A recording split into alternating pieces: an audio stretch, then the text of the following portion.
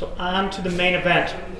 We got our own board member, attorney Craig Fiederlein, as our main speaker tonight on evictions forms and tenant bankruptcy. Please help me welcome Craig. Thanks everyone for allowing me to be here today. I just want to let you know that our office has been working with Scott Hope and his office for myself more than 12 years.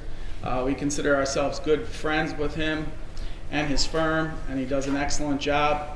He's always been helpful in all of our cases, whether they've been collection cases, landlord-tenant cases, serving civil complaints, you name it. They do an excellent quality job. Also, Andrew Campbell, I want to thank him for coming today. He actually started in my office years ago, and he's an excellent consumer protection lawyer. I do refer him cases on a regular basis because I don't want to stay out of it. Rilo is in my office. She's here today, and she's going to talk about bankruptcy today. She's been doing that for what, 7, 8 years? 10 years. She's from, went to Central Michigan University, did well there. Then she went out to California for law school, won all sorts of awards. I can tell you that she's an excellent writer, she's a good litigator, and I'm proud to have her in my firm. As you may know, Chris Christensen, he's my business partner, ran for judge, came in third, so he remains a lawyer for you to hire. We are partners, so obviously you hire one, you hire us all. We also have another attorney in our office, Rick Hetherington, is a former retired City of Flint police officer, so he's more than familiar with the day-to-day activities of some of your tenants, and he does a wonderful job in the courtroom as well.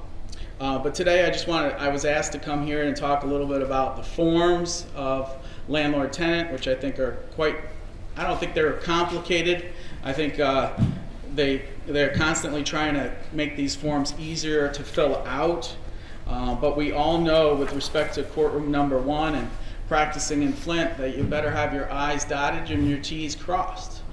If there is a reason one of the judges can find to throw out your case or dismiss your case, they will. And I highly recommend you use a law firm to handle your landlord-tenant matters. Obviously, we're one law firm that would be willing to help you, but there are other good law firms in this town as well. Our firm, I can tell you, although we do landlord-tenant work, we do all the City of Flint evictions, which is something like 50 or 60 a month. We also do evictions for landlords. But I would say most likely we've become more well-known as a real estate litigation firm, big time fighting over real estate and business matters in circuit court. But we do some district court work, and we do enjoy doing it. So the first form I'm going to get to is just your simple non-payment of rent form, and for possession for non-payment of rent. As all of you should know, is there's a different demand that you need to send out if you're doing a 7-day notice for non-payment of rent versus a 30-day termination of tenancy notice. The termination of tenancy notice is your next form on the next page 4. Notice to quit to recover possession of the property. With respect to completing the form on the non-payment, I don't believe there's anything that's complicated on that form. The key thing is all you have to do is mail it regular first-class mail. And the important thing is you have to check off that box at the bottom of the form over here, and you have to make sure you sign it. And I recommend that you keep the original signature in your file so that you can give that to the lawyer who's going to file the case for you. It makes sense for you to send these on your own and certify that you mailed them, give us the original document, and then we could attach them to the complaint. The notice to quit to recover possession of property, you'll notice that there's a box here you can check, and that's a box I recommend you do check. That cites a statute which basically says that you're giving them 30-day notice. It's a month-to-month tenancy, and you have a right to end it. Also, and make sure that you check and list every violation. I was getting a lot of these complaints, and people would fill these out for me ahead of time, clients, and they would check the box, it's a criminal matter. Okay, well, I understand you're doing a 30-day notice, And I understand you think a crime may have committed there, but you haven't provided me a police report. You don't have any witnesses to the crime. But what do we do have? We do have a property where other tenants may have been affected. We have disturbing the peace. We have damage to the property. There could be 5 or 10 other reasons in the lease that you should list for your reason for termination. So a lot of times I do recommend you do a 30-day notice and not a 7-day notice for criminal takeover. And the reason why you do that is because that's what the judges want in this town. Now, if you go out of a different town, I find it's easier to use the 7-day notice for a health hazard to the property. But unfortunately, a lot of the judges in this town like to give tenants their time and their day in court and their due process. And the last thing you want is for a judge to say, sorry, you haven't met the threshold for a 7-day notice. You've already now been in court and you're already 30 days or 15 days, 20 days in. And you know what? They're telling you to go back, start over. And now you're starting over with a new 30-day notice, and now your problem's exacerbated. Complaint versus here's your 30-day notice to quit. When do we need to do a complaint? Okay. First of all, you start a complaint. There's a procedure you have to send a notice first. So the first is demand for possession. You have to make a demand for possession first, especially if they're your tenant. And you have a duty to tell your tenant why you're taking over possession. Is it a 7-day because they failed to pay rent? Or is it a 30-day because you're terminating their tenancy because they violated a provision of the document? Then you fill out a summons and complaint after that time period has expired, and you attach that notice to your complaint. And what I'm saying in this particular section is you would attach your notice to this complaint, okay? And your notice can be detailed. You can have your notice with an attached letter if you mailed a letter with it, which is all fine. And then right here you say, see attached notice to quit, violation of this, see attached documents. Put it on there. Don't leave it blank. So this is Scott Hope say that 85% of the time you just want to be paid. That's probably true. 75 to 85% of the time you just want your money. Well, if you just want your money, you do a 7-day non-payment notice. And then you file a complaint called a non-payment complaint. And can you show them what the complaint just for non-payment of rent? Okay? And this is what we would typically call a complaint for possession, but it's really a complaint for non-payment of rent. If they pay, they stay. That's all you have to know about that. If they pay, they stay. Okay? Whereas a 30-day termination, you're not really asking for money. You're kicking them out. Okay? And that's usually what I do, is I don't ask for the money that they owe, unless this is a repeated offender, repeated non-payment, and therefore that's your reason for termination on a 12-month lease. You can have repeated non-payment and terminate for that reason. But then you would list that in the termination complaint, what violation or paragraph that you're terminating them and why you're terminating them. First of all, in a non-payment complaint, what happens is, let's go to a judgment. Do you have a judgment there? Here we have a judgment, okay? So when you're in court, you're the plaintiff, you list the defendant, make sure you also list all other occupants. Because many times on your lease, you do not list all the people that are the defendant. Okay, attorneys get listed here, in pro per defendant. You want to check box 1. Plaintiff has a right to possession of the property. Box 2. Box 2A says the rent to retain possession. So in your non-payment judgment, you're filling out box A. You're also filling out box C. Box C is Allen and Hope's costs, your filing fee, your lawyer fee, and then your total. And then here on box 4A, it says if plaintiff pays this by this date, they get to stay. Box B, 4B, is for a termination case. You got to move by X day. Standard amount of days is how many? 10 days. However, when I'm in court, we need to know from our landlords what kind of flexibility you're providing me. It's very important to have that flexibility in court, knowing that in every courtroom they step in Flint, guess what the judge tells them as soon as they stand up there? If you want a lawyer, we can adjourn this. Right? They have a right to go to legal services. They have a right to be represented. So, it makes sense hey, give them a little bit of extra time. Give them a couple extra days. Give them a weekend to move their stuff. Okay? Find out what their real complaint is when we're talking about non-payment. A lot of times they just want a couple more days or a week so that they can go seek assistance to get this paid. Most places that provide assistance, charities, you name it, they will not pay them unless they have a judgment signed by a judge saying the amount that they owe. So it doesn't make sense for them to delay, because all they really need sometimes is a judgment so that they can get paid. It's called money judgment right here, paragraphs 8 and 9. Now, a money judgment paragraph only applies if you pay for the money judgment fee. So you have to pay a fee based on the amount of money you're seeking to collect. So that's money out of your pocket. Now that also gets in, that's part of your cost, so you do get that back. But the one thing you have to realize is that when you hire your process server and you paid for a money judgment and they go out there and they can't find your guy, or they show up and they just tack it on the building, you get to go to court, but you can't get a money judgment because you do not have personal service.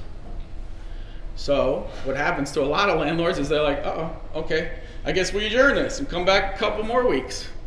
And then you give it to Scott and he just does another service. You have to tell him to obtain personal service. And then you go to court, we couldn't get service, Judge. Okay, matter's dismissed, or do you want a new court date? Just get your judgment. That's my recommendation. 75-85% of the time you just want to get that judgment so you get paid. Okay? You can sue them in small claims afterwards. Get control of the property. Once that judgment's signed, there's a good likelihood they pay you. And if they don't pay you, they're probably not collectible anyway. Okay? But you want to take possession of that property so you limit your damages so you can keep money generating on that property. Very important paragraphs right here on the judgment. Paragraph 5 and 6. Defendant may be liable for money damages if there's additional rent owed or damage to the property. Always check that box. Okay? Box 6, acceptance of partial payment of the total amount due in item 2D, which that's your judgment amount, will or will not prevent the court from issuing an order evicting the defendant. In Flint, we're required to check the will box. So if they make a partial payment and you accept a partial payment, you don't get your order of eviction. You have to go back to court. Okay. I just said in Flint, and there may be a judge that does something different. If you actually have a consent judgment, you can check the will not box because it's a consent judgment if you've agreed to those terms. So there's qualifiers there. But the thing is that you need to know is if they file a motion to set aside your judgment and stop the order of eviction because you accepted $25. It's legal. On executing your order of eviction, let's go to the order of eviction. Judgment time expires, which is the 10-day period or a further period if you gave them more days. You get to apply for an order of eviction. My firm actually had to take Judge Marable to court, to circuit court, to force him several years ago to sign an order of eviction. My firm is not the only one that's ever had that trouble with the judge. Typically, judges in this county are not, and other counties are not going to sign an order of eviction during the holidays. You can apply on December 15th, and you probably won't see this document until after the holidays are over. And you could beg and beg and beg and call the court, and I don't think it's going to matter. But the thing is, once you get this order of eviction, you can hold on to it. And you can try to collect your money. Okay? If the tenant comes to you and wants to collect the money, you say, look, I got an order of eviction. I can only accept the full amount. If they pay the full amount, it's good.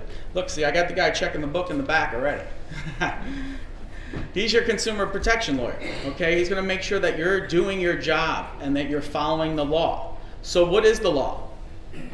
You got to be careful when you do this. You have this order's good for 56 days. From the date it's signed. Possession, this is what I tell clients with non-payment. when you do your demand for possession, you're asking for a specific sum of money. And then let's say they make a partial payment. Send another demand for possession the second day, next day. Give them 7 more days to come up with the balance. You do a notice to a tenant that you owe $750, and a tenant's like on the 6th day comes to you and says, "Man, I only got $600. Give me another week." So you take the $600, you apply it to their account, you give them another week, and they don't come up with it. Send another notice for $100. File on the notice for $100, and you haven't done anything wrong. You've given the tenant an opportunity to cure. You've done everything you possibly could to keep that tenant. And that's what you have to look at. When you follow the law and you follow the steps and you treat everybody fair and you put your notices in writing, even the collection of the $600, if you're afraid what the tenant's going to say, you just write a receipt.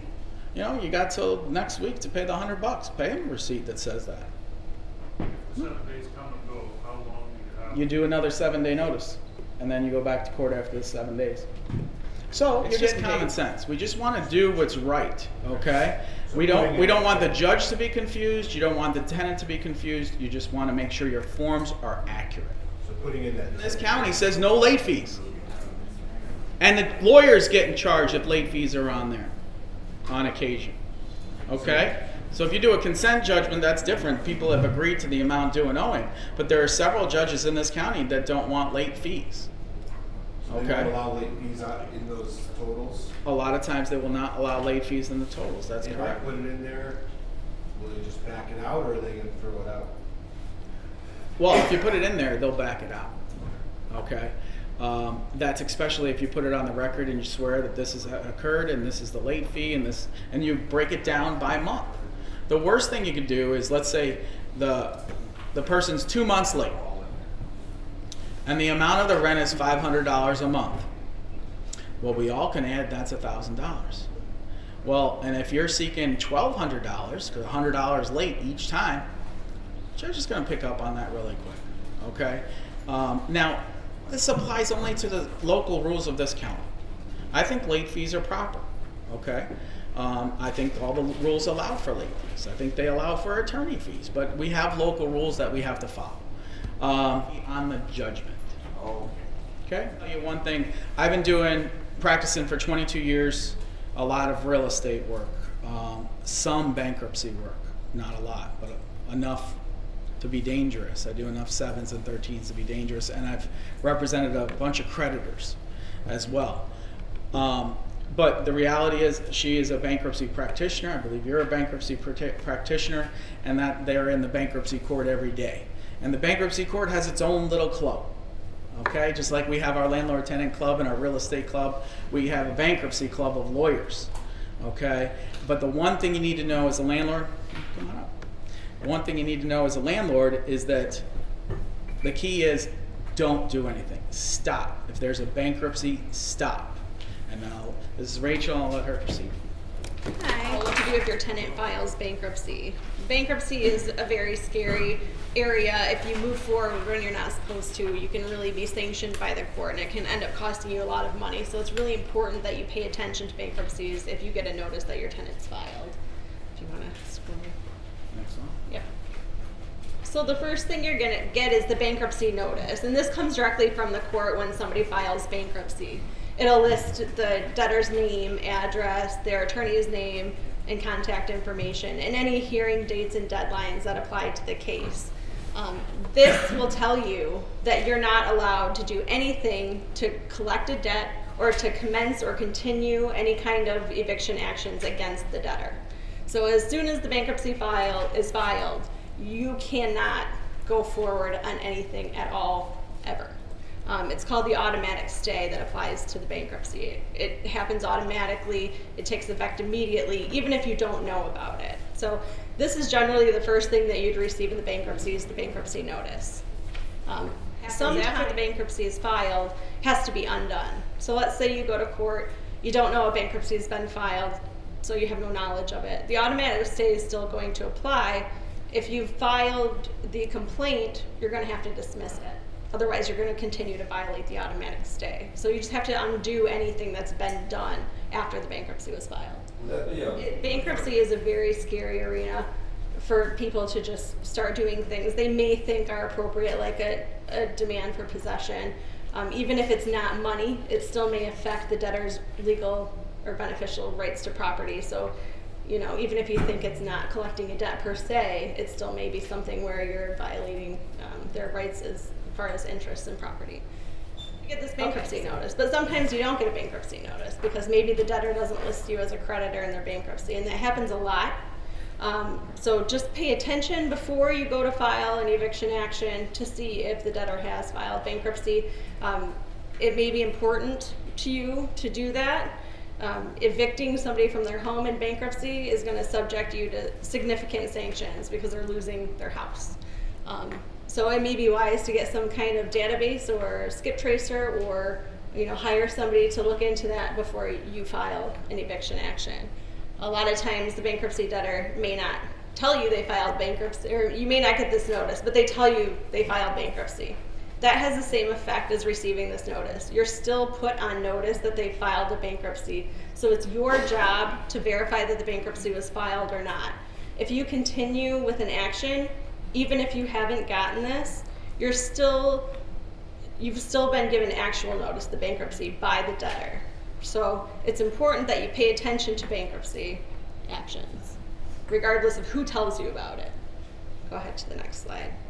So the automatic stay is what I was just telling you about that prevents you from doing anything once the debtor files bankruptcy.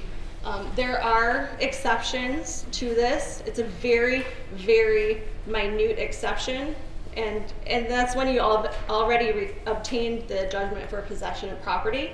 But the debtor can certify that they have funds available to pay you and submit to the court an escrow of their rent that would be due in the next 30 days. And if they do cure the default, the automatic stay applies. So that judgment or that exception is a very small exception. So at any point when the debtor files bankruptcy, even if you think you're under the exception because you have the judgment for possession, you may not be under the exception because they've complied with the other rules. It's very delicate, and I think it's important always to contact an attorney at that point to tell you whether or not you can move forward with an eviction or the writ of the order of eviction. And this doesn't matter which chapter they file? It does not. So damages for violation of the stay are what you need to think about when you're moving forward. Like I said, when you evict somebody from their home, you're going to be subject to a lot of damages. It's not like you're just saying, hey, you owe me $500, pay me now. You're not really doing anything to them other than harassing, and so maybe at that point the judge wouldn't, offer any sanctions. But if you're physically taking somebody out of their home, the judge sees that as a very big deal, and they're going to subject you to sanctions. And that can include attorney's fees and costs of the debtor and remedying the situation. So it's important to pay attention to that, to make sure you're not liable for any kind of actions that you do. Yes? The notice itself wouldn't be a violation, but if you filed someone's complaint, that would be a I would violation. consider the notice to be a violation. Yeah, because that's still your beginning of the process to collect a debt or to enforce your legal rights against the debtor. So yes, that would still be considered a violation. On the collection. Well, when you receive the bankruptcy notice, whether it's oral, written, whatever, make sure you don't do anything without contacting an attorney who can help you navigate the process so you don't subject yourself to any kind of money damages. And you can go forward to the next one. So Chapter 7 is probably the most common bankruptcy that people are going to file around this area. The Chapter 7 is the 3-month process from start to finish. It's a very short case. Usually all your debts would be discharged, so it's something that most people want to file if they can file it. Schedule G is where you're going to look in the petition for your lease. So in every Schedule G that's filed with the debtor, with a tenant, your lease should be listed in this schedule. If it's not there, there's a problem. You may need to contact the debtor's attorney to see if they're willing to accept an assumption of that lease or whether they're going to reject it. If it's not there, then you have no idea what your rights are going forward. So that's where the notice comes in. The debtor's bankruptcy attorney is going to be listed there. You'd want to call and find out what their intentions are with the property. because that may make a difference as far as what you're going to do. The statement of intention in the bankruptcy petition actually tells you whether they're going to assume the lease or reject the lease. So it'll say, you know, my lease with John Smith, I'm going to stay there. It's going to be assumed. At that point, as a landlord, you'd want to send the debtor's attorney a lease assumption agreement. The lease assumption agreement is something that you have to file if you want the debt to be non-dischargeable and if they want to stay in the property. If you don't send a lease assumption agreement, the lease is rejected. So the debt would be discharged. Any remaining lease payments under the lease would be discharged. If you accepted payments at that point, I guess you kind of do that at your own risk, but you've lost out on all of the money, you know, that was in default at the time. So it's important that you had that lease assumption agreement if you want to keep them in the property. They would have to cure the default, and then they would have to continue making all payments under the lease. If you don't do that, the debt is discharged. They can walk away from the lease at any point in time. So, you know, in order to protect your rights as a landlord, the lease assumption agreement is important if you want them to stay in the property. Chapter 13, it's a lot different. The debtor is in a payment plan for a period of 3 to 5 years. Under the Chapter 13, if the debtor is in default, they have a right to cure the default under the lease. They have to do it within a reasonable amount of time. Usually that would be 3 to 6 months from the time they file the bankruptcy to cure all the defaults under the lease. And they would continue to make all of the lease payments through their Chapter 13 plan going forward. That money would come from the trustee's office, so the bankruptcy plan would tell you what they were going to do with your lease. And here is a copy of the Chapter 13 plan. It tells you how much their monthly payment is, whether it's for 3 or 5 years. And then there's a section that talks about executory contracts and unexpired leases. That's where you would find information on what the debtor was doing with the lease for your house or your property. If it says nothing, the debtor is going to reject that lease. At that point, you know that you're going to probably have to get a motion for relief from stay, and we'll talk about that in a minute, to evict them from the property. So it's important that you pay attention to how that is being treated in the plan. If it's not there, it's not treated, they're rejecting it, they would have to move, but you'd have to file the motion for relief from stay. Chapter 13, you always want to file something called the proof of claim, especially if you're being treated in the plan as something that the person is going to pay as part of their bankruptcy. If you don't file this proof of claim, you're not going to get paid.